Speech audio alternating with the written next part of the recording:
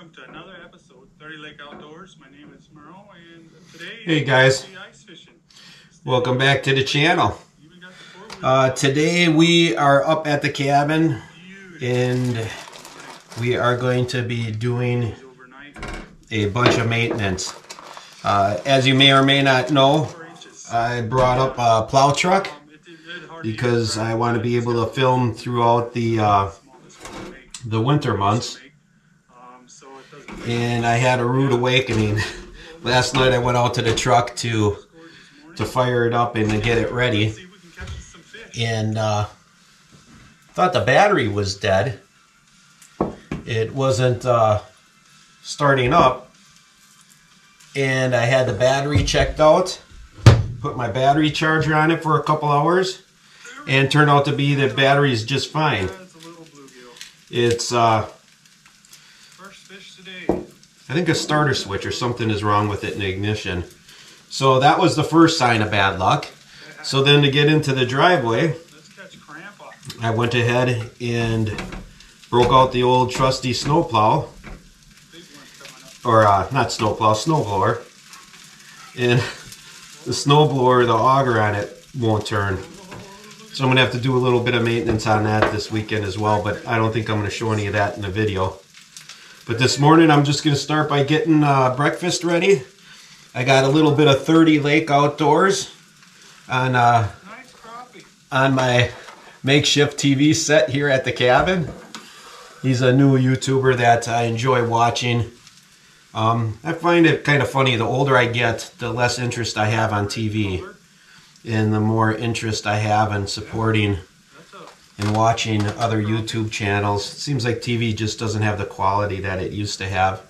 This 30 Lake Outdoors, the guy's totally into fishing, and that's something. My dad wasn't an avid fisherman, so I had nobody ever to teach me how to fish. And just watching this guy, I'm learning a lot already. You never know, maybe hopefully one day I meet up with him. Got a lot of questions for this guy. And then I watched a little bit of Camp Benny this morning. He's another Youper up here that has got his deer hunting special going on right now. Seems like he's got a pretty good group of guys. And his hunting camp is pretty similar to what I got here. Other than it looks like they have deer and I don't. So, alright, I'm going to go ahead, quit talking, and get some breakfast made.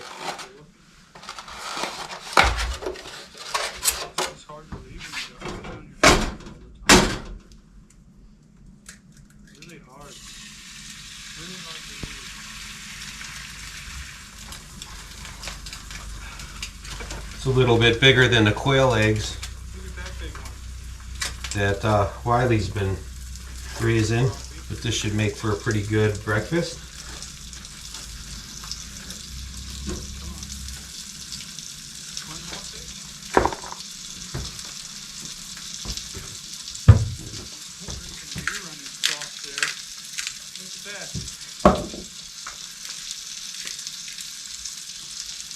I'll give you a little close-up view of this. Hopefully I don't burn this stuff. This heat at its lowest setting is pretty high. Wiley, send some of those quail eggs over here. I want to try them.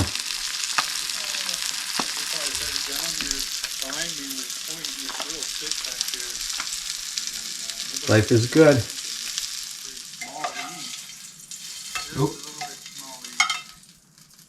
Oop. Well, I got one of them on the plate. There we go. I don't know if the camera's going to pick that up, but breakfast in the Great North. Let's go ahead and eat this and we'll get ready for our day today. Alright, I got to sit down and eat this. This is good. And we got some chocolate milk to go with it too. So, alright. Let's get at her. Today we'll take you around the property. Let's see, make sure everything's in check the way that it should be. We had hunting season go by. Had a couple of people caught on film that walked through the property, but it looks like nobody did any damage or anything. So yeah, we'll just check everything out, make sure everything's okay at the homestead. So while we're doing the perimeter check on the property, I've had a lot of questions asked to me lately about, Carl, what drew you to this area of the state to put up your cabin? And there's a lot of really cool features that we have here. I'm not going to hit on all of them. There's some that I want to save for future videos. But this was primarily a prisoner of war area. They had a small building in town. We have a population of about 35 people in town. And we have one building in the center of the town that was a prison of war camp.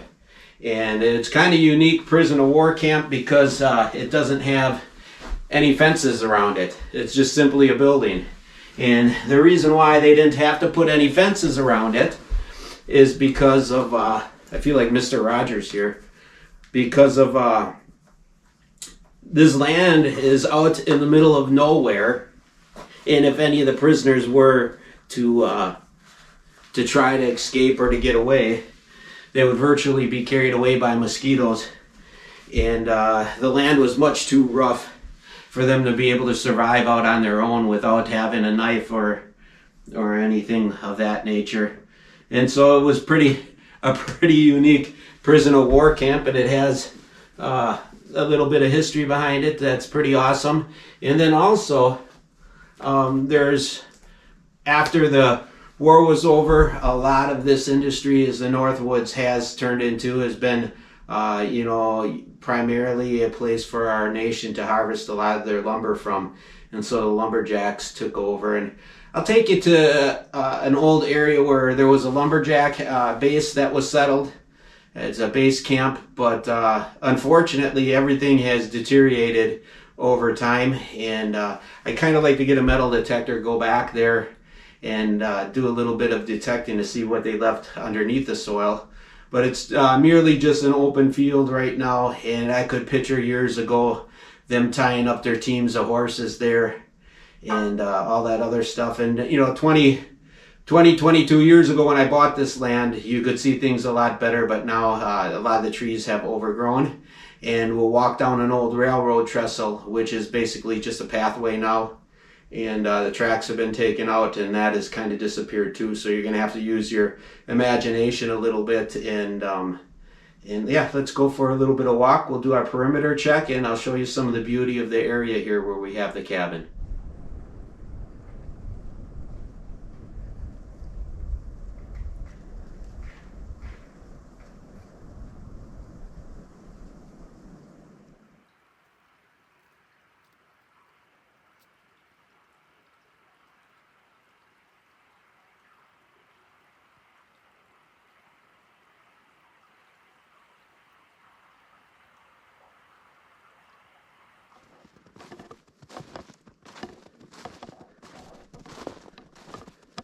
So the spot that we're walking right now is the old railroad trestle, and it just has gentle sweeps and turns into it, and it's a pretty cool area.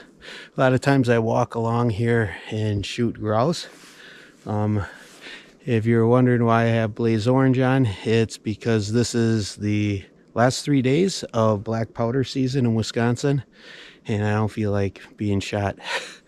So I brought the shotgun with me on my shoulder there, just in case if we do see any grouse. We are legal to shoot them. But yeah, it's kind of pretty in here. It's all new growth pine, as you can see behind me. And it's amazing walking through here in the summer and the springtime, because with the pine needles, you can't hear a single step, and it's a great place to be able to sneak up on wildlife and catch them in their natural state. So let's head down the trestle here a little ways, and I'll show you where that clearing was for the lumberjack camp. You can't see much back here anymore, but check out this tree. There's a little buck was rubbing here. I guess maybe I should have been up here for deer hunting. But this is that clearing where the land is slowly reclaiming it. But if you look at the surroundings, you can see it's in a basin with hills all around it. and it is just as peaceful as can be down here. Very little wind, and if you couldn't hear by my earlier footage, this is a very windy day today, and right now I've got nothing down here. It's just really beautiful. No wind at all.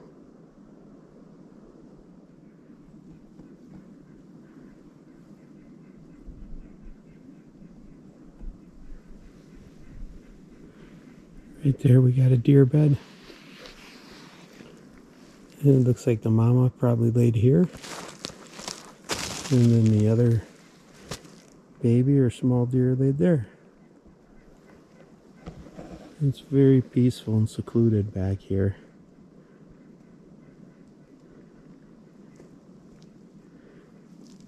I always wanted to hunt this, but we leave this as a sanctuary where we have an agreement with the rest of the family that this stays kind of a sanctuary for the deer. We leave them alone.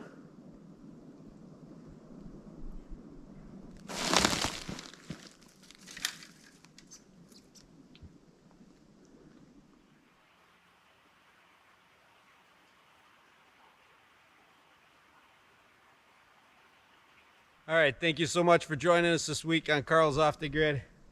I just wanted to do a quick catch up with you guys. You know, it's been a couple weeks since we've been at the cabin. We had hunting season to deal with, and now we pretty much have our freezer stocked pretty well for the winter.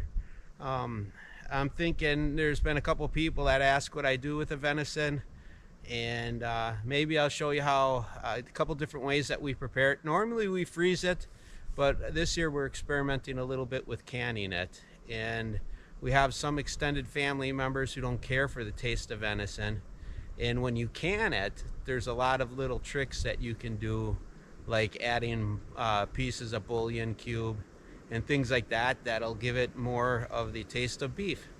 So it still has the texture of venison with the luxury of having the great taste of beef. So anyways, thank you so much for joining us this week. I hope that you're able to enjoy the video. I know it's always very peaceful and enjoyable for me to be able to get out in the North Woods, and I'd like to encourage you, if you haven't got out in the woods lately, take the time to do it. Life goes by too quick. So, all right, we'll catch you next time on Carl's Off the Grid.